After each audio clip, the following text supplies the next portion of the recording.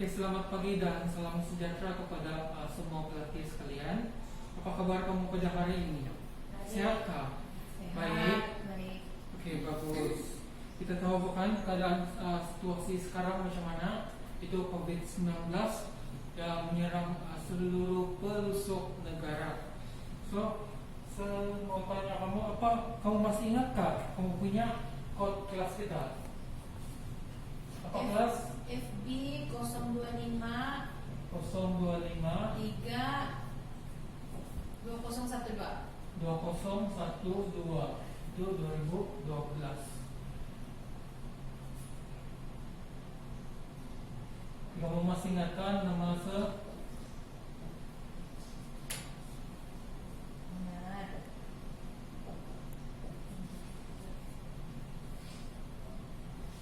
Oke, berapa hari bulan ini kelas? 6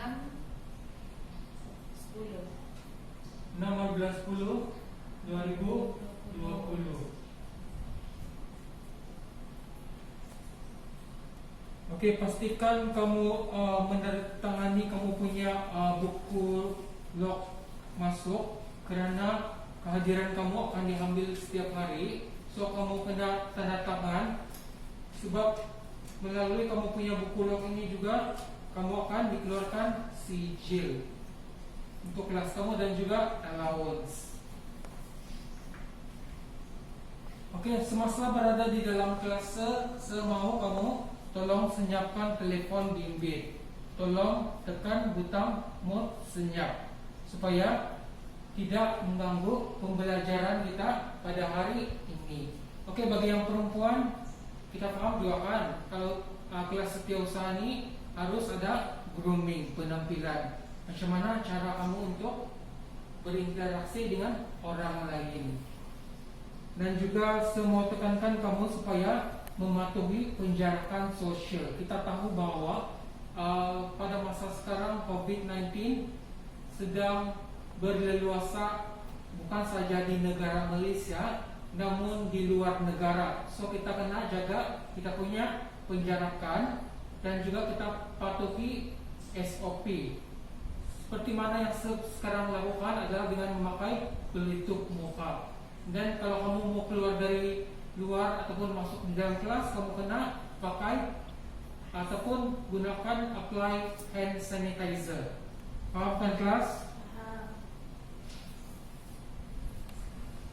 Oke, last week kamu telah belajar apa? Apa yang kamu telah belajar untuk yang pengurusan perjalanan ini? Ada siapa yang masih ingat?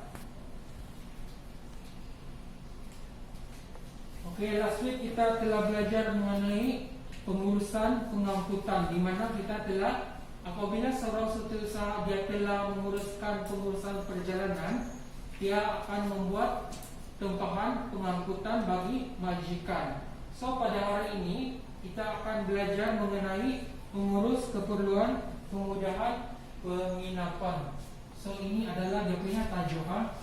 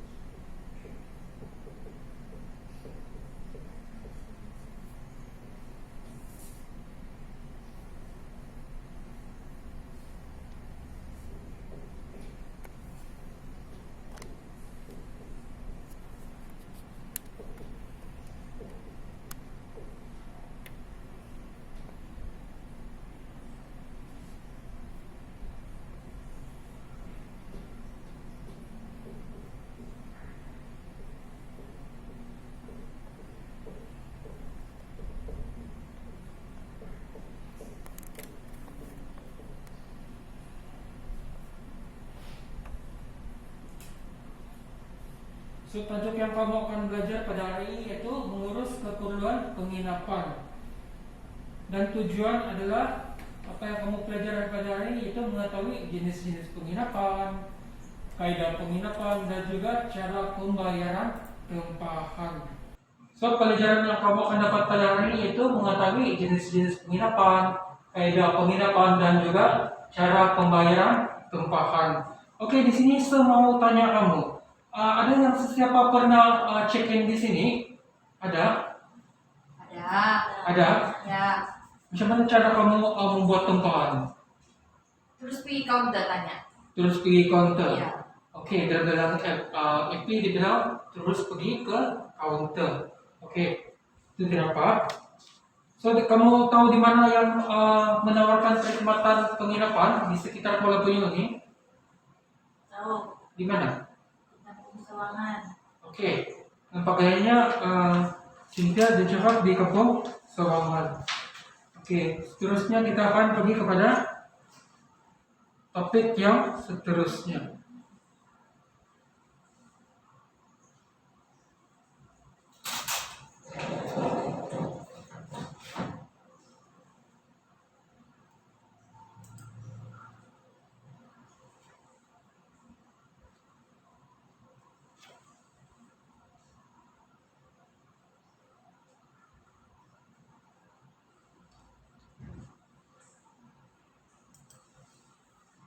Oke, ini adalah objektif yang kita akan belajar pada hari ini, yaitu jenis-jenis penginapan. Dan yang kedua adalah kaidah penempahan, dan yang ketiga adalah cara pembayaran tempahan. Oke, seterusnya kita pergi kepada definisi perancangan penginapan. Oke, penginapan ataupun definisi perancangan penginapan ini adalah bertujuan untuk menyenaraikan keperluan yang perlu sebelum membuat tempahan. That means bila sebelum kita sudah berbincang dengan kita punya majikan, kita perlu ada perancangan bagaimanakah cara kita untuk menempah bilik, bagaimanakah kita untuk menghubungi mereka. Semua itu kita kena buat. Sebagai seorang setiausaha, kita kena tahu cara untuk membuat keputusan dan juga merancang penempahan penginapan bagi kita punya majikan. So, ini adalah dia punya definisi perancangan penginapan. Paham kelas? Oke, seterusnya kita pergi beralih kepada jenis-jenis tempat penginapan. Oke, di sini adalah dinyatakan tempat penginapan terbagi kepada 3. Yang pertama yaitu hotel ataupun resort, yang kedua homestay, yang ketiga adalah apartemen. So, dia ada terbagi kepada 3 jenis tempat penginapan. Oke, seterusnya kita pergi kepada definisi hotel ataupun resort. Oke, hotel ataupun resort merupakan sebuah rumah rehat yang menawarkan tempat penginapan berbayar untuk para pelancong tidur apabila mereka tidak berada di rumah. Biasanya untuk jangka pendek. Oke, taraf sesuatu hotel bergantung kepada kemudahan yang ditawarkan ataupun yang disediakan di sesuatu hotel. Hotel juga bermula daripada penarafan daripada Anggerek 1 bintang ke 5 bintang. Itu adalah definisi bagi hotel. Oke, seterusnya kita beralih kepada ini adalah contoh bilik hotel. Oke, kalau kamu nampak di sini adalah situasi di dalam hotel. Agak mewah lah. Oke, seterusnya kita beralih kepada homestay.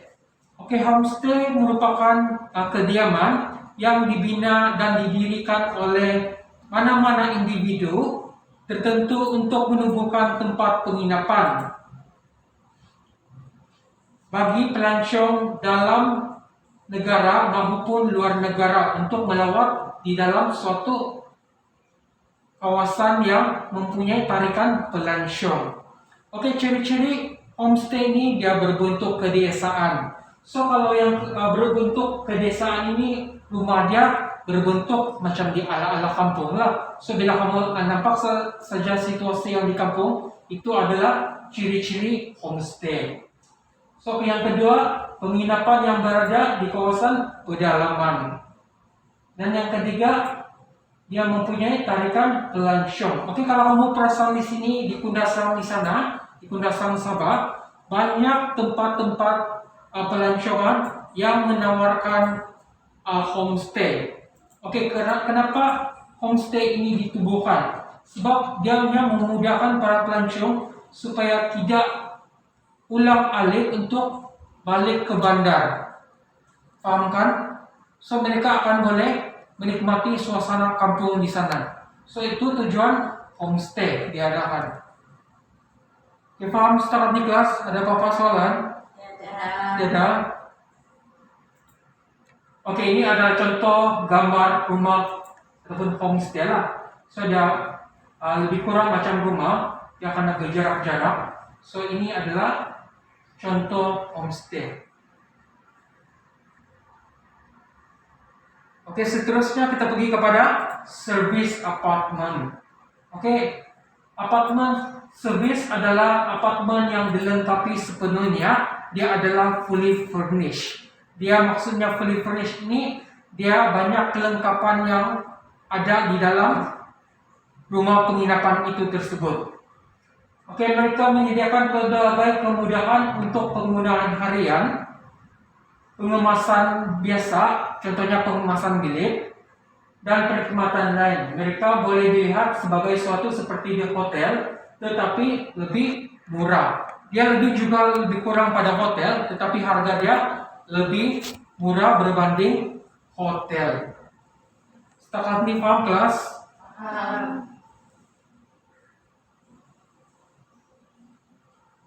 Oke, ini adalah situasi di mana contoh ruang dalaman apartemen.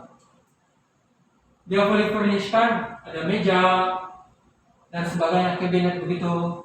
Dia macam rumah lah. Ada dapur lagi lah. Ya, memang ada dapur. Jadi kamu boleh masak-masak di sana. Oke, seterusnya kita pergi kepada jenis-jenis penginapan yang lain. Oke, yang pertama adalah kondominium. Oke, bagi kondominium ini, ianya biasanya terletak di tengah-tengah bandar, di tengah-tengah kota. Oke, kondominium ini juga lebih ataupun sama juga kepada apartemen. Biasa kalau kondominium ini di mana kemudian apa? Kalau di area Sabah? Keke. Ya. Keke memang banyak kondominium. Oke, seterusnya kita pergi kepada motel. Oke, kalau motel adalah hotel yang kecil. Kalau yang kita tinggal di area Kuala Penyu ini, memang ada motel.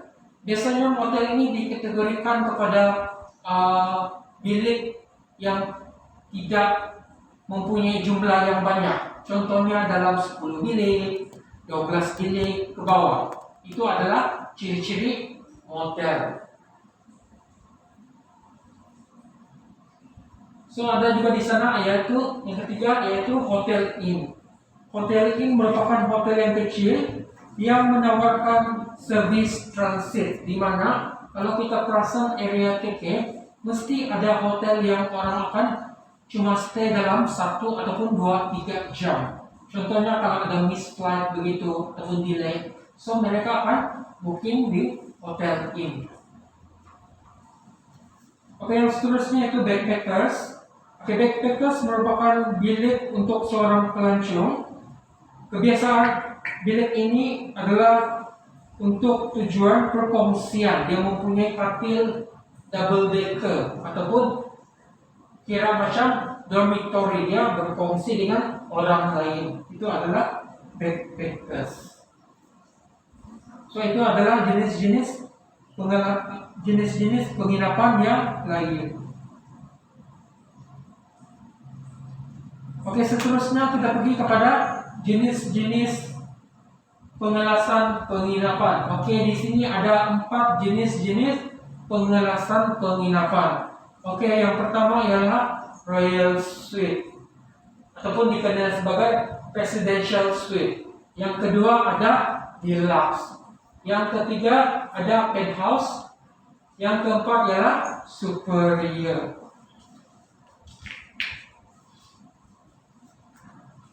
Oke, kalau untuk yang Royal Suite, penginapan merupakan yang ada ciri-ciri kemewahan. Royal Suite lebih kepada gaya klasik, manakala Presidential Suite bercirikan kemodenan. Pada kebiasaannya jenis penginapan ditempati oleh orang-orang kenamaan, keluarga, VIP, dan juga artis. Oke, seterusnya yaitu deluxe. Deluxe adalah keperluan bilik yang selesa, bilik yang mempunyai kelengkapan yang tersendiri, boleh memuatkan 3 orang pada satu masa. Itu adalah deluxe. Kalau yang superior pula, bilik yang mempunyai kadar yang sederhana, mempunyai kemudahan yang diperlukan, dan bilik terhad dengan pemandangan. So that means kalau perbezaan deluxe dengan superior, deluxe ada view dia, ada jendela. Kadang-kadang superior ni dia tidak jendela. Itu adalah beza dia.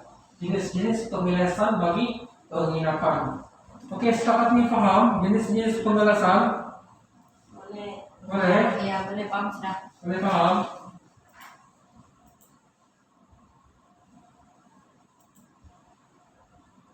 Oke, seterusnya penggunaan istilah di dalam hotel. Oke, kenapa kita perlu mempelajari istilah penggunaan di dalam hotel? Sebab ianya akan memudahkan urusan kita sebagai seorang setiap usaha untuk memaklumkan, memberi info kepada kita punya majikan. Contohnya lah, kalau reservation, dia akan membuat panggilan dengan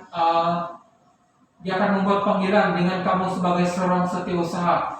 So, dalam masa yang sama, dia akan bagi istilah-istilah ni, apa itu guest, apa itu PAX, ARR, departure, check-in, dan sebagainya. Ianya akan memudahkan kerja sebagai seorang setiausaha di dalam membagi info ataupun memberi info kepada majikan. So, penggunaan istilah ini kamu kena belajar supaya bila ada email, let's say lah, bila ada email akan masuk di dalam kamu punya PC. So reservation dia akan mention sana apa itu PAX. So kamu akan tahu PAX itu apa sudah. Dalam mindset kamu dapat tahu sudah apa itu PAX. So ini adalah kepentingan penggunaan istilah di dalam hotel. Oke, sepakat ini ada yang boleh tangkap? So ini adalah dia punya sambungan. DND apa itu DND, SQP apa itu SQP, RSBX apa itu reservation, OCC occupancy, LBL available, maksudnya bilik yang ada pada masa itu, UBL unavailable ataupun bilik yang tiada atau habis sudah kena buat tempahan. NSW ataupun no show bermaksud jika kamu punya majikan datang, jika kamu sudah buat tempahan, tetapi majikan kamu tidak datang ke hotel, ianya dikira sebagai no show. Tapi kamu sudah buat bayaran, so di billingnya akan di take note adalah no show. Pahamkan setakat ini apa itu istilah penggunaan di dalam hotel.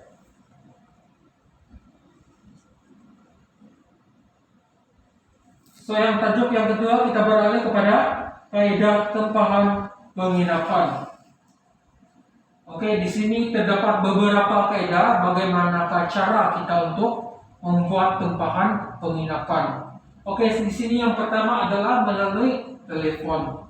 Oke, dengan menggunakan telepon kita boleh membuat penginapan. Kita boleh menempah bilik menggunakan telepon. Oke, yang pertama adalah dengan menyemak ataupun bertanya kepada reception sama ada bilik itu masih ada kosong ataupun kekosongan unit yang available pada masa itu. So selepas penyambut tetamu memberikan details ataupun maklumat, so kamu akan memberikan butiran maklumat seperti tarikh, nama, dan juga nomor telepon orang yang menempa. Dan kamu juga akan disahkan dengan nomor tempahan. Nomor tempahan ini adalah penting supaya yang akan menjadi rujukan kamu di masa akan datang, supaya tidak ada lagi masalah apabila kamu mau call itu hotel, kamu just beri nomor booking. Paham kelas? Oke, seterusnya travel agent. Travel agent merupakan agensi pelancongan, merupakan orang tengah di antara klien dan juga hotel. So kamu tidak perlu lagi untuk pergi ke hotel untuk membuat reservation. Kamu just directly pergi kepada travel agent ataupun agensi pelancongan. Di mana agensi pelancongan ini dia menawarkan package yang sudah termasuk penginapan, pengangkutan dan sebagainya. Itu adalah travel agent. Oke, seterusnya kita pergi kepada online booking. Oke, online booking adalah tempahan melalui talian dan ianya merupakan cara terkini yang lebih mudah, cepat, dan tepat. Sebab kalau yang online booking, kita cuma pergi ke laman sesawang ataupun internet, kita just pilih kita punya syarikat yang menawarkan penempahan bilik. So, online booking ini dia memberikan kadaran bayaran yang lebih murah, tetapi bergantung kepada tema dan syarat. Dia kadang-kadang tengok available pada masa itu. Kalau kamu dapat harga yang murah, dia akan murah lah. Kalau kamu last minute, dia akan bagi harga yang mahal. Sama juga macam beli tiket kapal terbang. Oke, kelebihan online booking ini, yang pertama ya murah, yang kedua boleh mendaftar ataupun check-in pada bila-bila masa sahaja. Oke, kelemahan online booking, tempahan tidak boleh dibatalkan jika kita telah membuat pembayaran. Oke, yang kedua tiada pertukaran tarikh. So ini adalah dia punya kelemahan online booking. Oke, setakat ini paham kelas? Apa itu online booking? Oke, ini adalah contoh online booking. Kalau kamu tengok di TV sekarang memang ada promotion, Trivago lah yang orang menyanyi, Traveloka, itu adalah online booking. So sini ada Agoda, Expedia, dan juga booking.com. So ini adalah contoh online booking. Oke, seterusnya kita pergi kepada walk-in yes.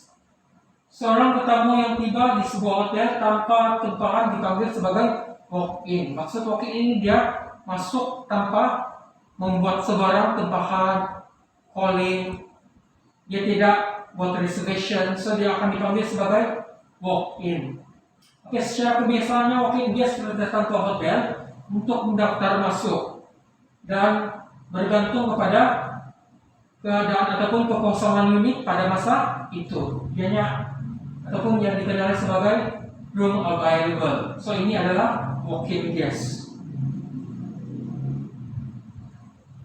Oke, next yaitu LPO. Oke, LPO ataupun letter purchase order ataupun purchase order. Kaedah ini digunakan oleh jabatan kerajaan di dalam membuat sebarang penempahan penginapan. Biasanya letter purchase order ini cuma dikemukakan semasa reservation ataupun sudah dikendalikan oleh sales marketing untuk membuat tempahan bilik. Oke, penempahan bilik berjumlah 10 ke atas diutamakan bagi memenuhi syarat penempahan menggunakan LPO. Oke, LPO ini hanya digunakan oleh institusi kerajaan ataupun agensi badan kerajaan. Oke, paham kelas? Ini adalah contoh LPO. Dia adalah merupakan satu surat yang mengiktiraf.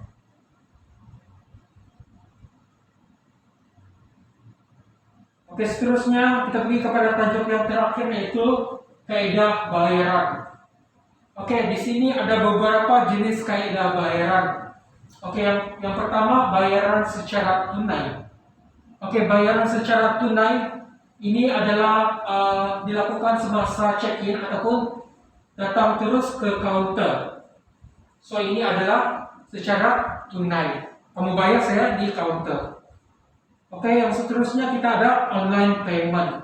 Oke, online payment ini biasanya diadakan ataupun bila kamu buat booking, kamu akan bagi kamu punya credit card ataupun debit card details. So daripada di sana kamu punya amount akan dideduct daripada credit card ataupun debit card kamu. So dia akan minta CVV ataupun credit value verification. Oke, paham sekarang nih? Paham. Oke, ini pun sama juga credit card authorization ataupun sambungannya tadi.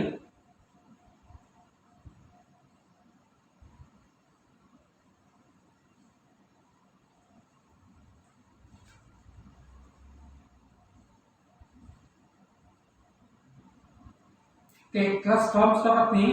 Paham. Oke, akan edarkan kamu kertas penerangan. Kertas penerangan ini adalah sangat terperinci daripada slide yang telah terangkan tadi.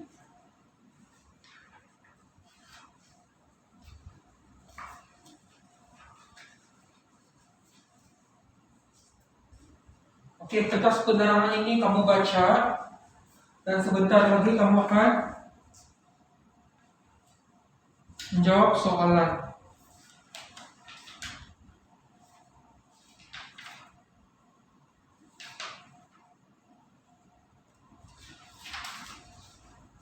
Oke, saya mau uji kamu punya kefahaman. Oke, senaraikan jenis-jenis tempat penginapan. Ada berapa kelas? 3. Ada 3. Apa yang pertama? Hotel. Oke, Homestay. oke. Service apartment. Oke, dia ada 3, hotel, homestay, dan service apartment. Oke, terangkan 3 kaidah pembayaran tempahan. Ada berapa kaidah dia? 2. 3. Ada 3 kaidah pembayaran. Yang pertama ialah dengan tunai. Yang kedua, Online banking. online banking. Dan yang ketiga adalah kredit ataupun debit card. So itu dia punya kaidah pembayaran.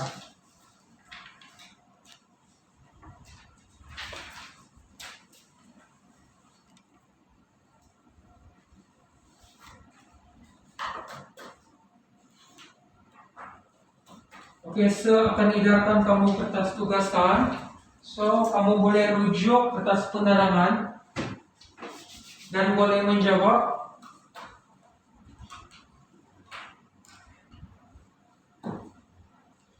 Berdasarkan pelajaran yang telah kita pelajari.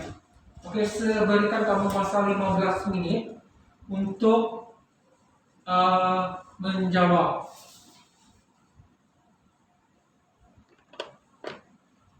Oke, sudah kelas? Sudah.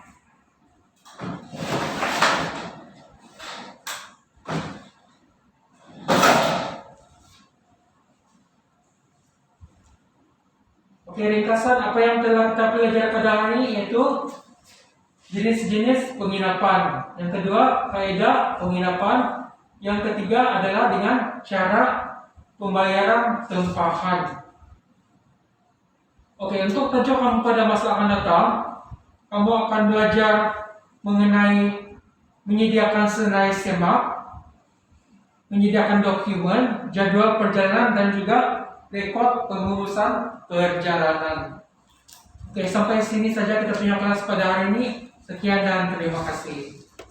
Terima kasih.